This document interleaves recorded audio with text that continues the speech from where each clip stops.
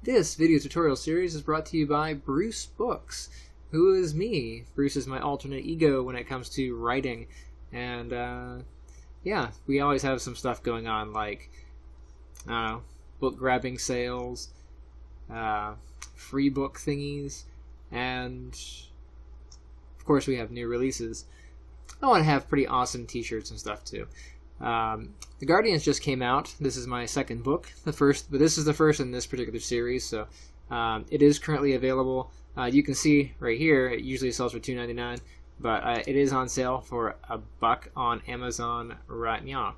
So today in our particular series is going to be creating a endless runner from a beginner standpoint. So this is really a beginner tutorial, so if you're familiar with this kind of stuff, you are welcome to skip along. Go ahead and get rid of this. And let's see, so I'm going to go to New, and since it is a beginner thing, it's going to be under Blueprint. C++ is a little bit more advanced. I'm going to do a blank. I tried to record this a few times, but it's been a bit flaky, so we'll see how it goes. So if I seem a little bit quick, it's just because I've done this. This is like my third time, and I'm kind of over it. Anyway, so we're going to do, for quality, we're going to do scalable and no starter content. This is going to be endless, endless, I can spell, runner, tutorial. And you can see I've already done a couple of them, so I'll do 3. The version I'm in is 4.22.3, but it doesn't really matter which version you're in. It's pretty much all the same at this point. And I'll hit create. Full bam. Hey, look at that, it opened up pretty quick. When you first hop in, you might notice that my environment is different than yours. The default sets up kind of like this-ish, right? Something along this line. This is in the middle. Actually, I think it's closer to the bottom, like that, right? So if it's different, don't worry, you can work with it however you like. I prefer being able to see as much workspace as I can because I'm kind of blind and I have to kind of squint, so having a viewport like this tiny is just kind of annoying. So for me, I like to move it around. Now, if you want to move things around, you want to grab the tabs, like that's a tab. The bar doesn't do anything. If I grab the bar and move it, that's just going to move my window, which I don't want. But if I grab the little tab here, like where it says Content Browser, if I grab that tab and just tear it off, I can put this wherever I like. So I'm going to go over and attach that to the side of here. And there we go. So this is where I usually put it. To the left of that, I'm going to go to Filters. To the left of Filters, we have these 3 little bars. This will show all of my stuff in here. Yay! Alright, so before we get going, I want to do some organization, make sure we have some places to put stuff. So under Content, I'm going to go ahead and select that. I'm going to go to Add New. So make sure you select Content first. Add New, we'll do a new folder. And I need a Blueprints folder, so Blueprints. And then inside my Blueprints folder, so I'm going to go ahead and select that. Add New, this is going to be my player blueprint. And I'm going to go ahead and select Blueprints again. There's a little drop down. Just make sure you're on Blueprints. We don't want to create like a cascading effect here. So Blueprints, I'm going to add another folder. This one's going to be System. And let's make another one. This is going to be Items. Okay, so that's it for Blueprints. I'm going to close that up. I'm going to select Content. I'm going to make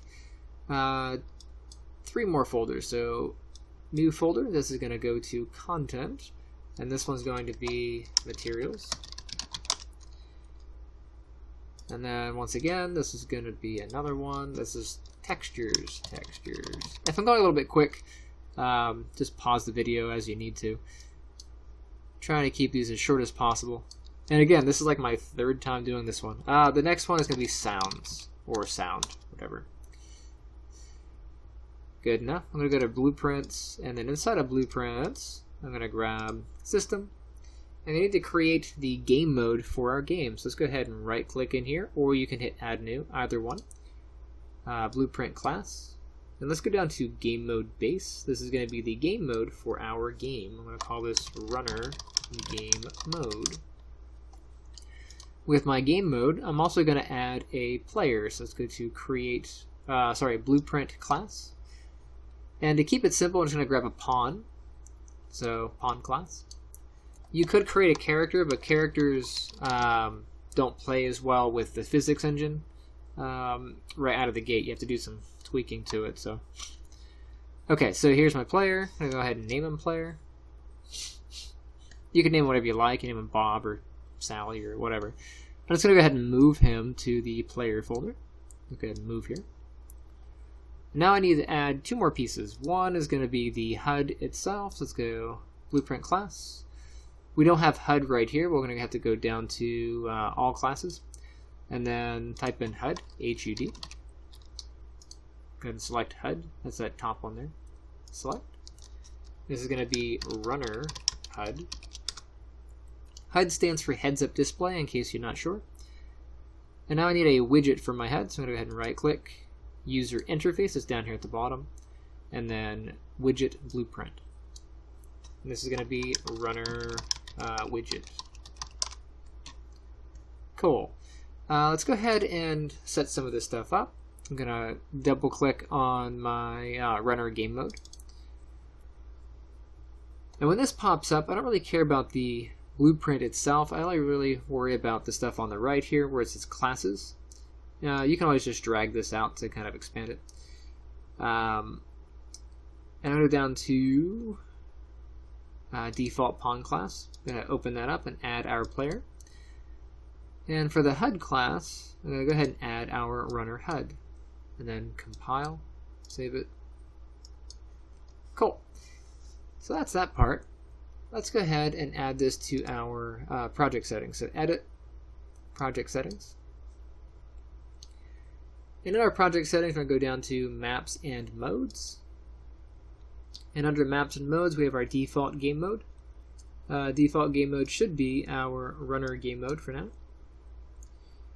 Hit the drop down. You can just double check, make sure your player and your runner HUD is attached. That looks all good in the neighborhood. Go ahead and scroll down and add in our inputs.